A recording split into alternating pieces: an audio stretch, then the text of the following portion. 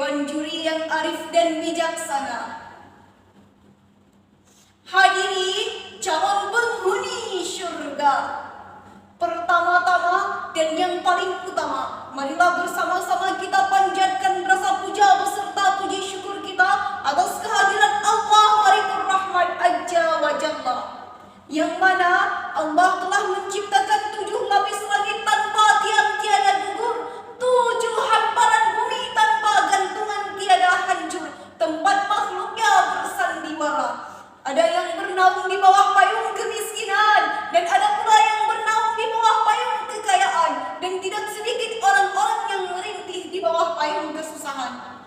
Yang kedua, salawat bermahkotakan salam, tak lupa dan tak luputnya kita hadiahkan kepada Allah junjungan alam, revolusi Islam, pembawa kebenaran, pengikis kezaliman. Senin subuh beliau lahir, seluruh berhala jatuh tersingkir dan memusnahkan orang-orang kafir, serta mengukir agama yang dunia belum sepenuhnya terukir. Beliaulah Nabi terakhir, putranya Abdullah, hatinya Aminah, kekasihnya Allah, Nabiuna wa Habibuna Muhammad sallallahu alaihi wasallam.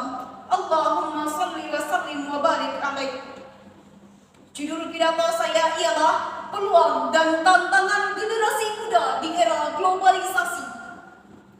Masa muda merupakan masa yang penuh dengan harapan, penuh dengan cita-cita, dan penuh dengan romantika-romantika kehidupan yang sangat indah.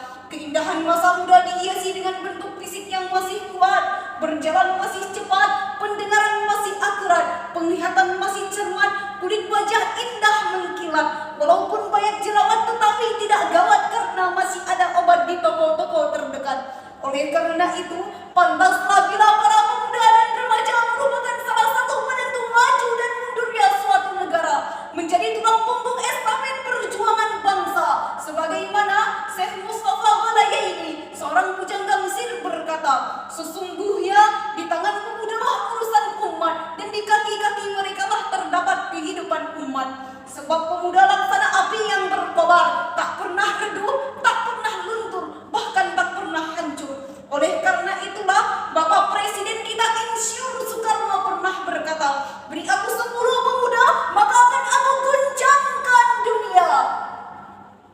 Namun, jika dilihat di era globalisasi sekarang, banyak perubahan yang telah terjadi. Kemerosotan-kemerosotan kian merajalela. Bagaimana tidak jika arus globalisasi sudah menjadi kiblat para pemuda, tidak hanya di perkotaan, bahkan di perdesaan pun sudah tersebar merata.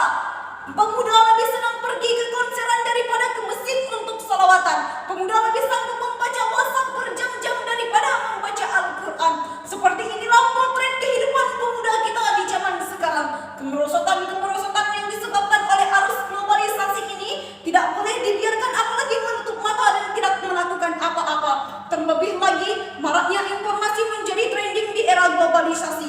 Masyarakat yang dulunya tradisional sekarang menjadi radikal dan liberal. Bahkan sosialisasi pun kian menipis dan terkikis oleh budaya kapitalis. Dulu kelereng jadi mainan, sekarang Mobile Legends jadi andalan. Kemerosotan-kemerosotan semakin meningkat di setiap tahunnya.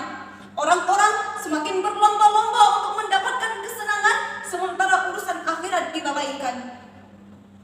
Akan tetapi, sadar atau tidak, arus globalisasi tetap membawa dampak yang besar bagi kemudahan dalam kehidupan kita. Di mana dengan adanya arus globalisasi, banyak terlahir generasi-generasi muda yang semakin hebat. Informasi mudah didapat, berita mudah ditangkap, yang jauh menjadi dekat. Beli barang tidak perlu lagi ke warung, tinggal pesan di Shopee, lebih murah dan lebih untung. Begitu besar manfaat globalisasi, semuanya serba mudah dan praktis.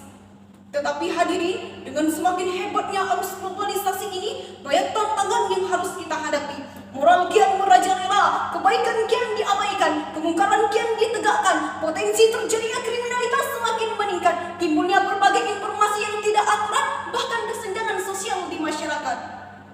Allah Subhanahu wa Ta'ala berfirman di dalam Al-Quran surah An-Nisa ayat 9. A'udzu billahi minasyaitonir rajim. وَلْيَخْشَ الَّذِينَ لَوْ تَرَكُوا مِنْ خَلْفِهِمْ ذُرِّيَّةً ضِعَافًا خَافُوا عَلَيْهِمْ falyattaqullaha man yaqulu qawlan sadida. Allah, dan hendaklah mereka takut kepada Allah, orang-orang yang sekiranya meninggalkan keturunan yang lemah di belakang mereka, yang mereka khawatir akan kesejahteraannya.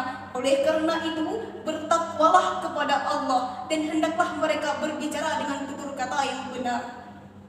Maha benar Allah atas segala firman-Nya. Maka dari itu hadirin, marilah kita manfaatkan masa muda kita untuk bertakwa kepada Allah.